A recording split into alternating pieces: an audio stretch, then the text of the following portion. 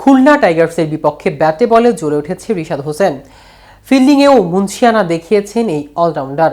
2 শতাধিক স্ট্রাইক রেটের ইনিংসের কৃতিত্ব সতীর্থ মাহমুদুল্লাহ রিয়াদকে দিচ্ছেন তিনি, কিন্তু নিজের ক্রেডিট কেন মাহমুদুল্লাহকে দিলেন এই অলরাউন্ডার?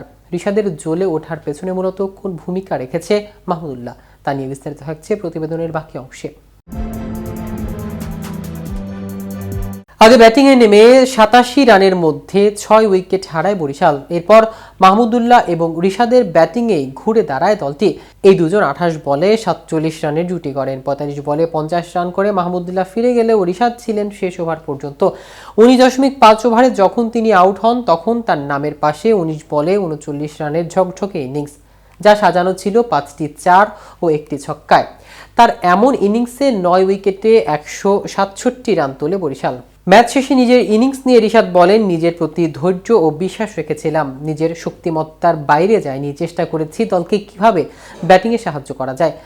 আমি শুধু নিজের পরিকল্পনায় ছিলাম। রিশাদ ভাই ছিলেন, অনেক সহায়তা করেছেন। তিনি বলেছিলেন নিজের শক্তিতে থাকতে, ভালো বল সম্মান দেখাতে এবং বাজে বল মেরে দিতে। রিশাদ আরও বলেন, আসলে কোনো কিছুর নির্দিষ্ট পরিকল্পনা করে যায়নি। রিয়াদ ভাইয়ের সঙ্গে ছিলেন, তিনি শুধু বলেছিলেন কখন কি করতে হবে। তো এখানে আগের থেকে কি হবে না হবে সেসব পরিকল্পনা করার কিছু নেই। বল হাতেও এদিন সফল ছিলেন রিশাদ।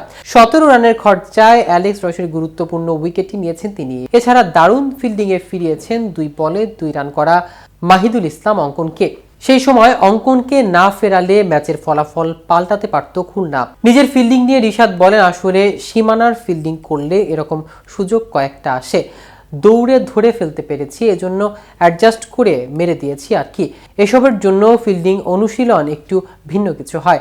আক্রমণাত্মক যেহেতু সীমানার ফিল্ডিং করি, স্লগ ওভারে সীমানার ফিল্ডিং করলে একটু আক্রমণাত্মক ও আগ্রাসী থাকতে হয়। এদিকে পুরো ইনিংসের শুরু থেকেই ধীরে গতিতে খেলার কারণে জয়ের খুব কাছাকাছি গিয়েও সেখানে পৌঁছাতে পারল না খুলনা টাইগার্স, যার জন্য আফসোস করেছেন খুলনা ব্যাটিং কোচ নাসির উদ্দিন ফারুক।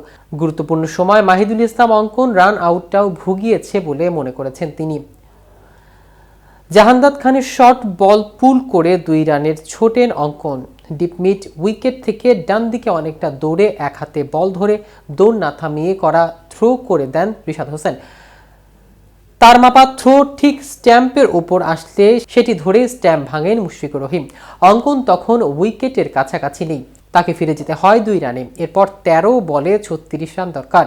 সেই 13 বলে 28 রান নেওয়ায় আর ম্যাচই জিততে পারেনি খুলনা। ম্যাচ শেষে তাই অঙ্কনের রান আউটকে চড়া মূল্য বলেছেন ফারুক। তো ভিউয়ার্স, ভিডিওটি সম্পর্কে আপনাদের কোনো মতামত থাকলে আমাদের কমেন্ট করে জানাতে পারেন। সাথে সাথে নিয়মিত আপডেট পেতে কেটিভি ক্রিকেটের সাথে থাকুন। ধন্যবাদ সবাইকে।